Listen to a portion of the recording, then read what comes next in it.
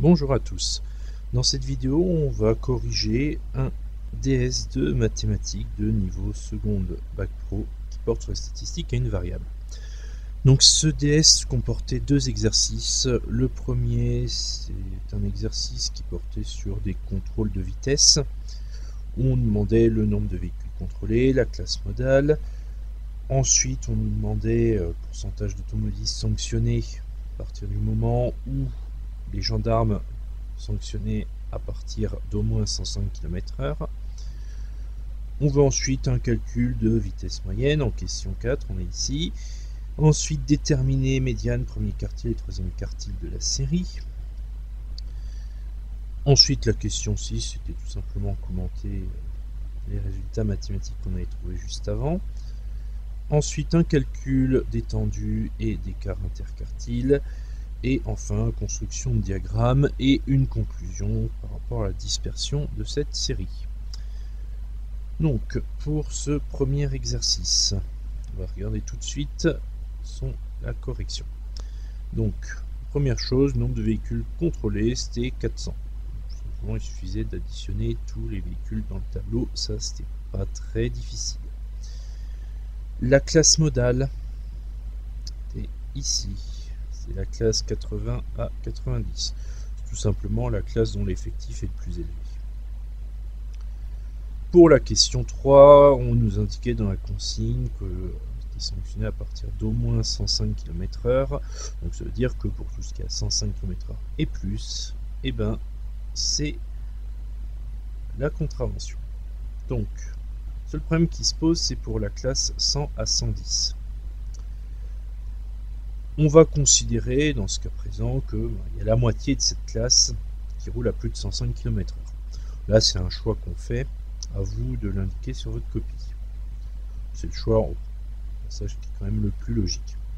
Donc du coup, une fois qu'on a fait ce choix-là, on additionne les effectifs des classes. Donc pour le 28, c'est la moitié de l'effectif de la classe 100-110. Et ensuite, 27, 4 et 1, c'est les effectifs des classes qui sont au-dessus.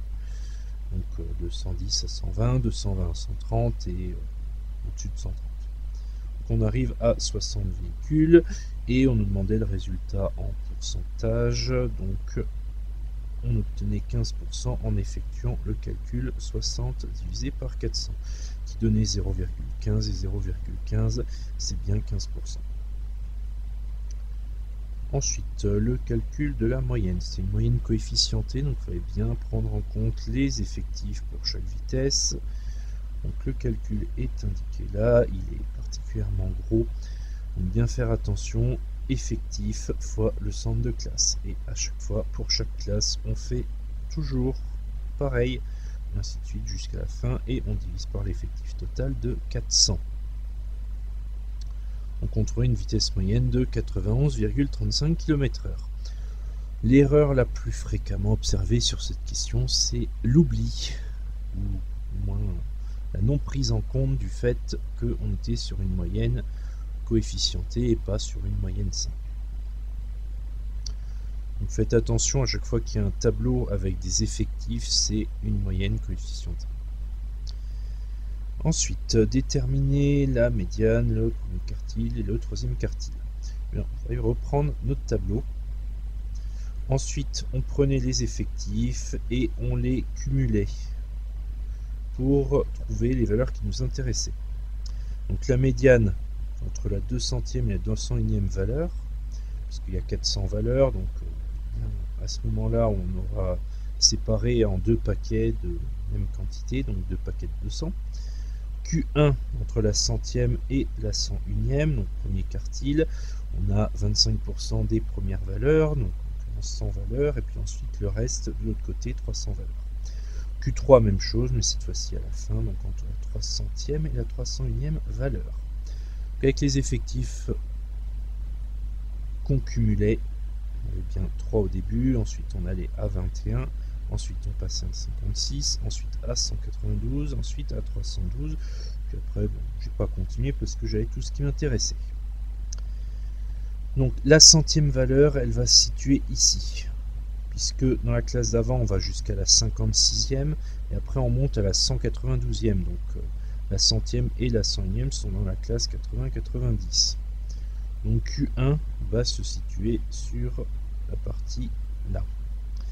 La médiane, même chose, la 200e et 200e valeur sont ici, donc la médiane sera là. Et Q3, la 300e et la 300e valeur sont également ici.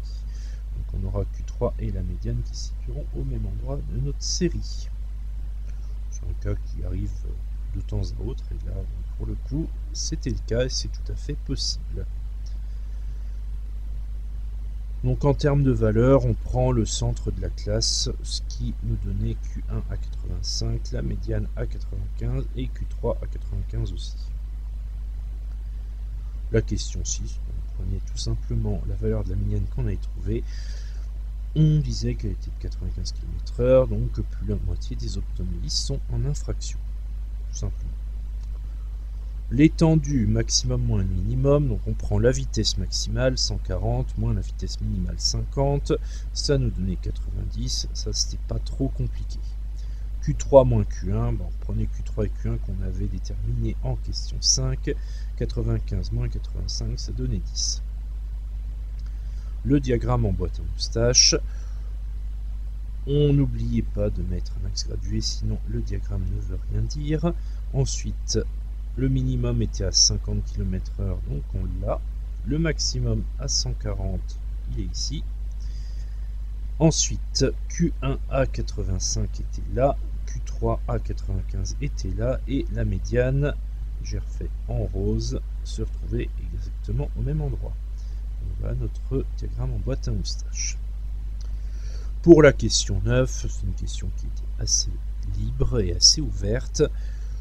On pouvait dire qu'elle était dispersée au regard de l'étendue, mais qu'elle ne l'était pas au regard de l'écart interquartile. Et ça se voit bien sur le diagramme en boîte à moustache.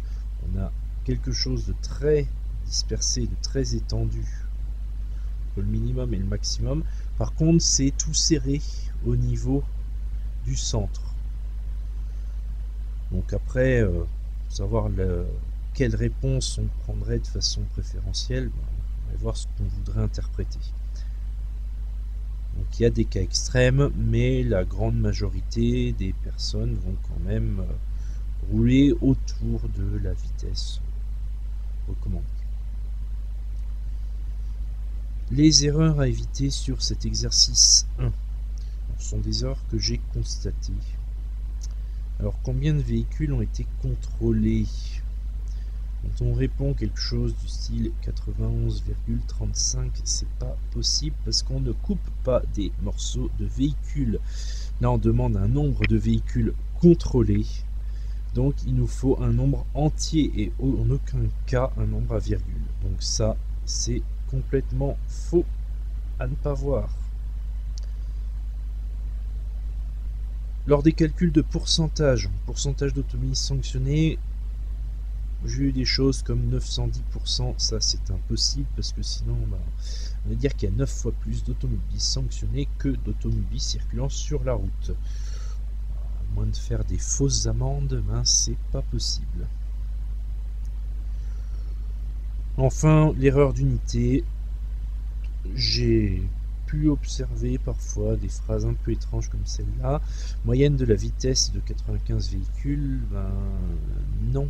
Clairement pas une vitesse en km/h. Donc, c'est pas une erreur très importante, enfin très grave en tout cas, puisque c'est simplement un problème au niveau de l'unité ici.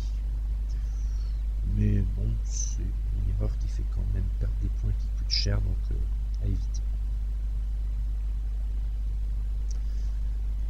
On revient sur notre sujet, puisque on a terminé l'exercice 1, on va donc passer à notre deuxième exercice. Quel coût pour une mutuelle? Alors là, on a une entreprise qui veut souscrire une mutuelle collective pour ses employés. Donc là, elle mène une étude statistique et elle obtient des éléments. Donc l'étude statistique qu'elle a menée, c'est une étude sur les âges, puisque le tarif de la mutuelle va dépendre de l'âge. On nous donne quelques informations, donc notamment le tarif de base qui dépend du nombre de salariés. Et après, on commence directement avec des questions. On doit compléter un tableau. Ensuite, faire un calcul de moyenne, déterminer un mode, du classique, les exercices de stats. Question 4, combien y a-t-il de salariés dans l'entreprise? Ça, c'est de la lecture de graphique et de la lecture du tableau, parce que on verra lors de la correction, mais il y a bien un total à calculer. Ensuite, un calcul de coût mutuel. C'est une question pour savoir ici si il y aura des réductions possibles. La conclusion en question 7, et puis une question bonus si vous vous souvenez de comment on effectue une réduction en pourcentage. Donc, notre exercice 2. Première question, recopier et compléter le tableau. Alors, moi j'ai fait un copier-coller, j'ai un petit peu triché grâce à l'ordinateur. Sur une copie, il faut refaire ce tableau de façon relativement propre, donc ça c'est pas trop dur. Pour le compléter, les centres de classe, on prend la classe, on prend ce qu'il y a au centre, et du coup c'est le centre de la classe. Ça c'est, je dirais, relativement simple. Donc, par exemple, entre 24 et 28 on a 26, donc 26 vient là. Entre 28 et 32 on a 30, donc 30 va là, et ainsi de suite. Les effectifs, il fallait les lire sur le diagramme. Le diagramme, regardez à nouveau, il était là. Donc on regardait, pour la première classe on était à 12, pour la deuxième on était à 30, pour la troisième classe on était à 45, ensuite on était à 36, après 21 et la petite dernière était à 6. Ça c'est de la lecture de diagramme. Normalement, c'est pas une question qui devait poser d'énormes difficultés. Donc on avait nos effectifs, on était content, et puis on pouvait même calculer le total, comme ça nous donnait un peu d'avance pour la question 4 qui arrive un peu plus tard. Le calcul de moyenne, comme dans l'exercice 1, c'était une moyenne coefficientée, donc pas oublier, effectif fois la valeur, et en valeur on prenait le centre de classe. Donc on faisait ça à chaque fois, on additionnait donc tout ça, divisé par l'effectif total, 150, et on obtenait donc 31,12 ans. Le mode, toujours la valeur qui a le plus fort effectif, voilà, le plus gros c'était 45, donc le mode c'était 28,32. Normalement ça doit être encore quelque chose d'immédiat. Le nombre de salariés, il fallait bien comprendre que l'effectif total ici, c'était le total des salariés. Donc du coup, il y en avait 150.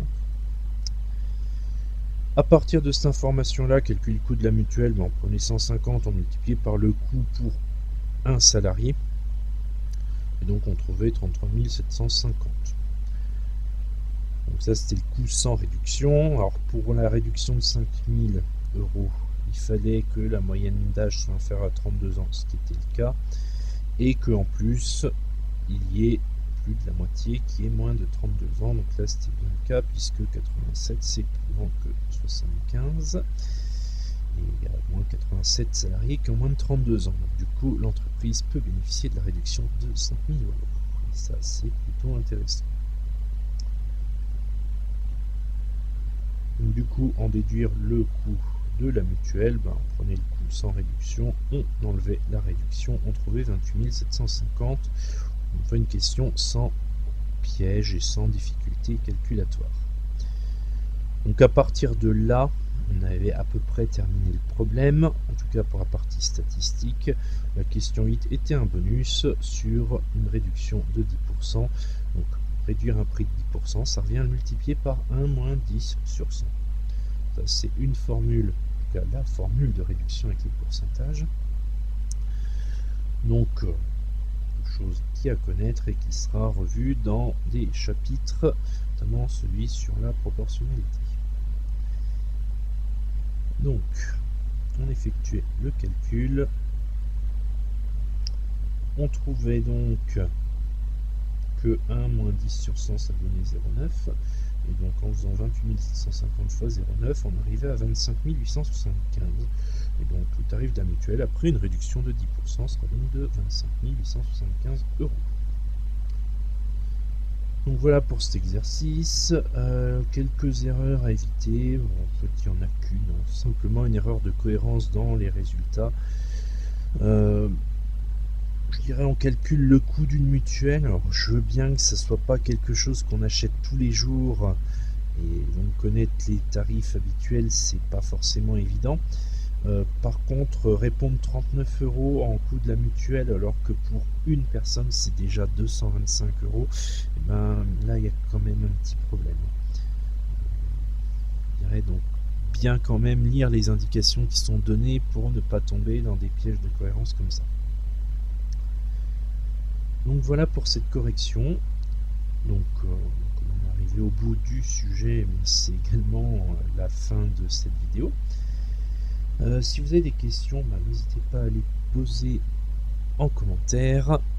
Si la vidéo vous a été utile, vous pouvez toujours laisser un pouce bleu, et pour ne pas rater de vidéo, vous pouvez aussi vous abonner à la chaîne. Comme ça, je vous dis à très bientôt. Salut!